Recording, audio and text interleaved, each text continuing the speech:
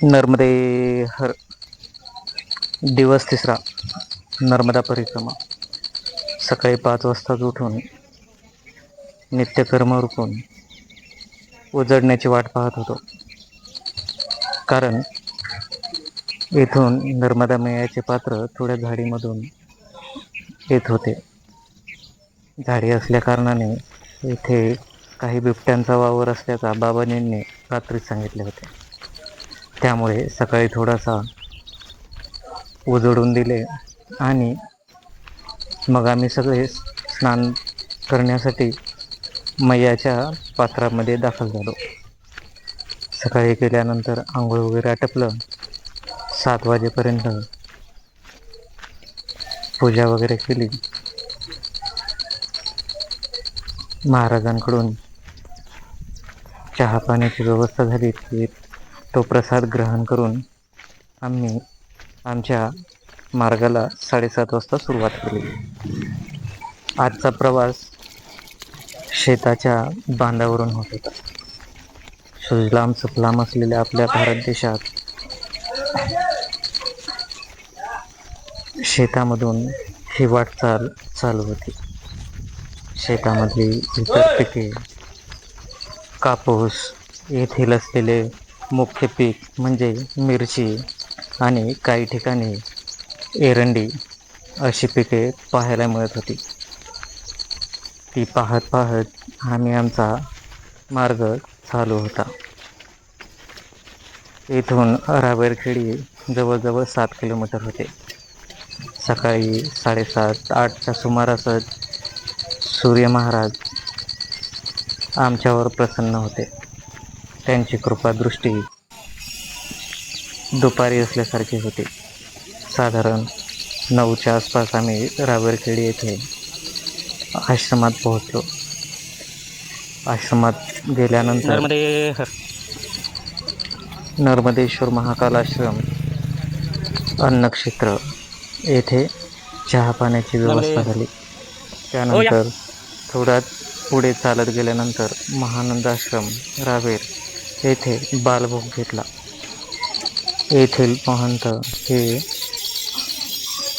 अशोक म्हात्रे नवी मुंबईतील रहिवासी होते. त्यांनी आमची चांगल्या प्रकारे विचारपूस केली. आनंद वाटत होता.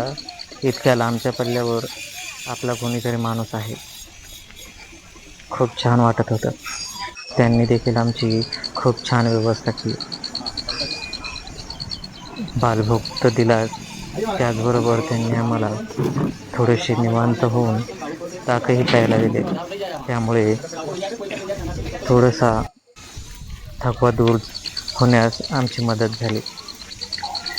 त्यांचा बालभोग स्वीकारून आम्ही पुढे चालत राहिलो. एक 10 मिनटं चालल्यानंतर आम्ही बाजीराव पेशवे पहिले यांच्या समाधीस्थळापर्यंत पोहोचलो. येथे समाधीस्थळाचे दर्शन घेऊन तेथील भव्यता देखील पाहिली. या बाजीराव पेशव्यांचा पराक्रम आठवला आणि त्यांच्या असलेली महाराजांप्रती असलेली निष्ठा ती देखील आठवली. समाधीस्थळाचे दर्शन घेतले आणि नदीपात्राच्या शेजारी असलेल्या वाटेने आम्ही पुढे चालू लागलो. हे स्मारक अत्यंत सुंदर अशा प्रकारे बनवलेले होते. स्मारकाच्या द्वारावरच 2 शिलालेख होते. एकामध्ये इंग्लिशमध्ये माहिती होती तर एकामध्ये हिंदी. अशा प्रकारे व्हिडिओमध्ये दिसत असलेले हे स्मारक आहे. या स्मारकाच्या तेथे आम्ही थांबून थोडा वेळ फोटोशूट वगैरे केला आणि आमच्या पुढील प्रवासाला सुरुवात केली. आता पुढील प्रवास नर्मदा मैयाच्या काठाने होत होता. त्या काठाने आम्ही चालत होतो. दगड, धोंडे, चिखल, कधी वाटेमध्ये पाणी हे येतच होते. पण सुखावत अनुभव होता तो म्हणजे मैयाच्या बाजूने चालत असताना मैयाचे दर्शन हमेशा घडत होते. त्रास तर होणारच आहे. त्यामुळे आम्ही या गोष्टीचा डोक्यामध्ये पक्का विचार करून आहोत की हे आपल्याला करायचंच आहे. हा त्रास सहन करायचा, फक्त नर्मदा मैयाचे दर्शन होत राहावे. आमच्यातील एकाने मस्त पाण्यामध्ये जाऊन हातपाय धुतले. नर्मदा मैयाच्या पाण्यामध्ये पाय बुडवल्यावर लगेच थकवा नाहीसा होतो. अत्यंत प्रसन्न वातावरण होते आणि मैयाचे पात्र देखील खूप सुंदर होते. येथे नर्मदा मैयाचा कधी शांत तर कधी उथळ प्रवास चालू होता आणि तिच्याबरोबर आमचा हा प्रवास अखंड चालू होता. मुखात नर्मदा मैयाचे नामस्मरण आणि डोळ्यासमोर नर्मदा मैयाची वाहती प्रतिमा, हे करत करत आम्ही पुढे चालत होतो. खूप सुंदर दृश्य डोळ्यासमोर होती. हे दृश्य डोळ्यामध्ये साठवूनही घेत होतो. अशा प्रकारे काही ठिकाणी उथळ पण सुंदर अशा दृश्यांनी नर्मदा मैयाचे पात्र आपल्याला दिसत आहे त्याप्रमाणे खूप सुंदर वाटत होते.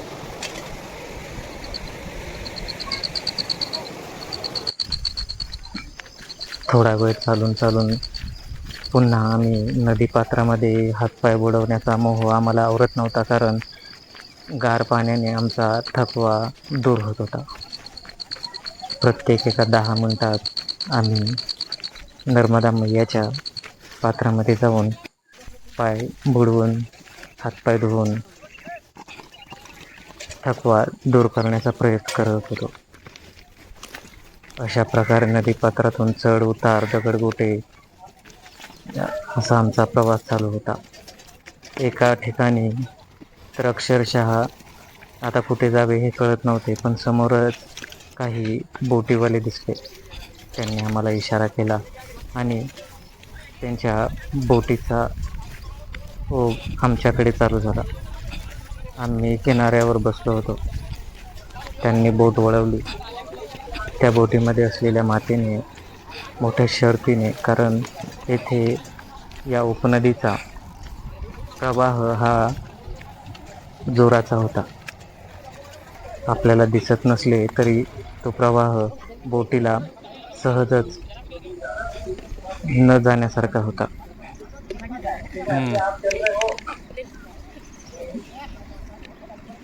मोठ्या शर्तीचे प्रयत्न करून ही मंडळी आमच्यासाठी छोटीशी नाव घेऊन येत होती.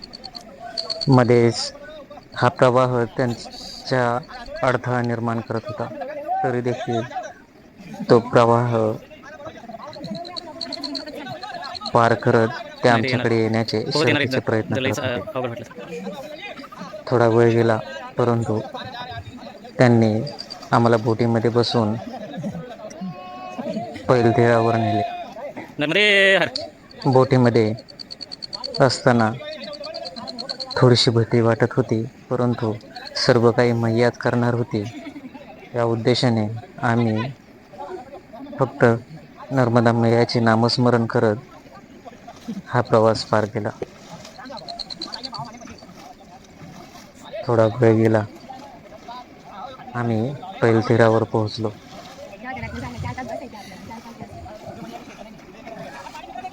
आणि या बोट चालवणाऱ्या मैयाने आम्हाला दक्षिणा मागितली.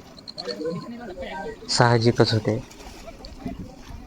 शहरामध्ये आपण कामधंदा काहीतरी करून 4 पैसे कमवतो, तसे अशी सेवा करणाऱ्याला नर्मदे हर. देण्यात काहीच हरकत नव्हती. आम्ही थोड़ा सा पकड़ प्रति लीजिए. माणूस 10,000 रुपये असे 5 लोकांचे 50 रुपये त्यांना देऊ केले आणि आमच्या पुढील प्रवासाला सुरुवात झाली. काही ठिकाणी चिखल होता आणि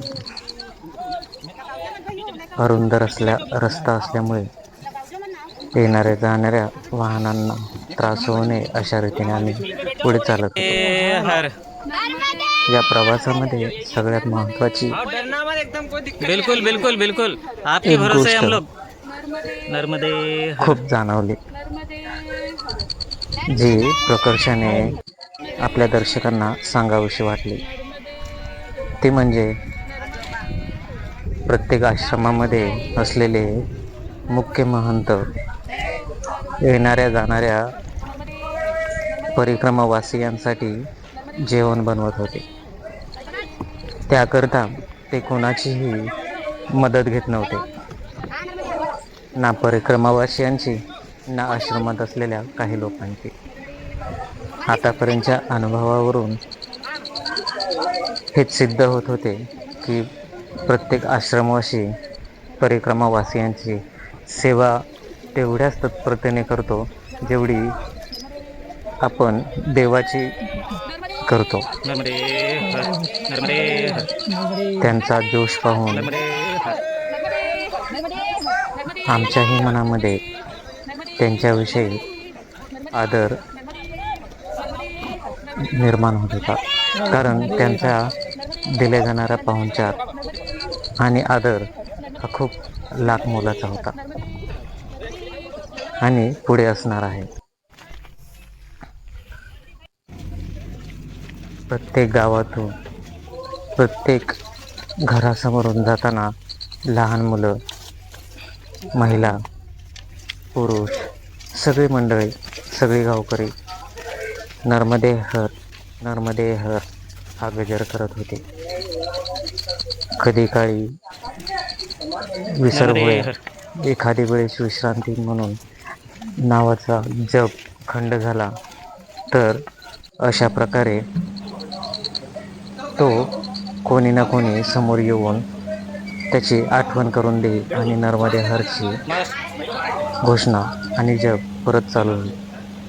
वाटेतच आम्हाला जगप्रसिद्ध असलेले शिवलिंग नर्मदेश्वर हे शिवलिंग याच गावामध्ये पाहायला मिळत होते. जगप्रसिद्ध नर्मदेश्वर शिवलिंग हे संपूर्ण जगभरात बकावा या गावातून पोहोचवले जातात. अशा सुंदर कलाकृती येथेच तयार होतात. या पूर्ण गावामध्ये आपल्याला शिवलिंग बनवण्याचे लहान मोठे कारखाने पाहायला मिळतात. ही या गावची खासियत. जसेच गावामध्ये आम्ही प्रवेश केला तेथे आम्हाला पहिलेच दुकान पाहायला मिळाले आणि त्यांनी आग्रहही केला की तुम्ही इथे थांबावे आणि आमच्याकडून पाणी आणि सेवा ग्रहण करावे. आम्ही त्यांचा मान ठेवून त्यांच्या परवानगीने हा व्हिडिओ शूट केला. अशा सुंदर कलाकृती खरंच मनाला मोहून टाकणाऱ्या होत्या.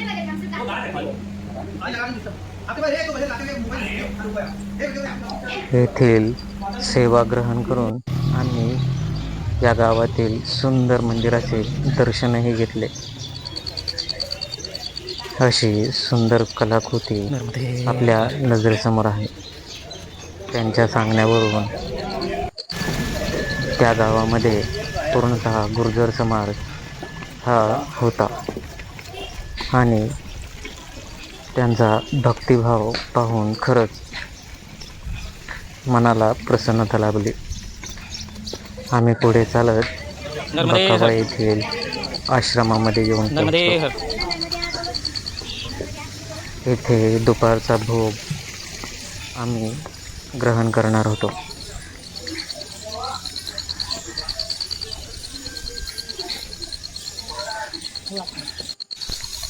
दुपारचा भोग घेऊन थोडाशी विश्रांती घेऊन साधारण 3च्या आसपास आम्ही आमच्या पुढच्या मार्गाला चालू झालो. या दरम्यान आम्ही थोड्यासा विश्रांतीत असताना आमच्याबरोबर असलेल्या प्रांजली आणि प्रतिभा या दोघीही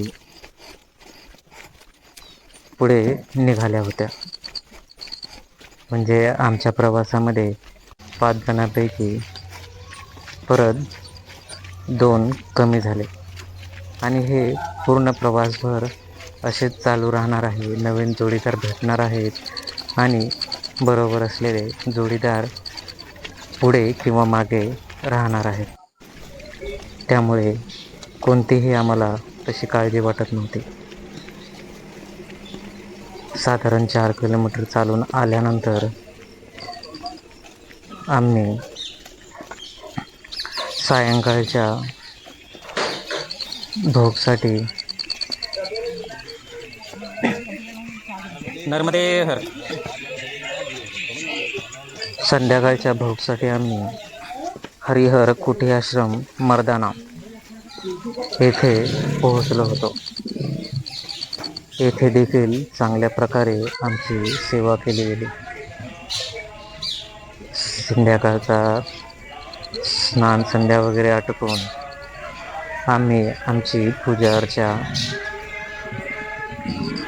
संपवली आणि साधारण 8 वाजेपर्यंत आम्हाला संध्याकाळचा भोग प्राप्त झाला आणि मनामध्ये असलेली एक इच्छा आपल्या बरोबर असलेल्या साथीदारांबरोबर व्यक्त केली.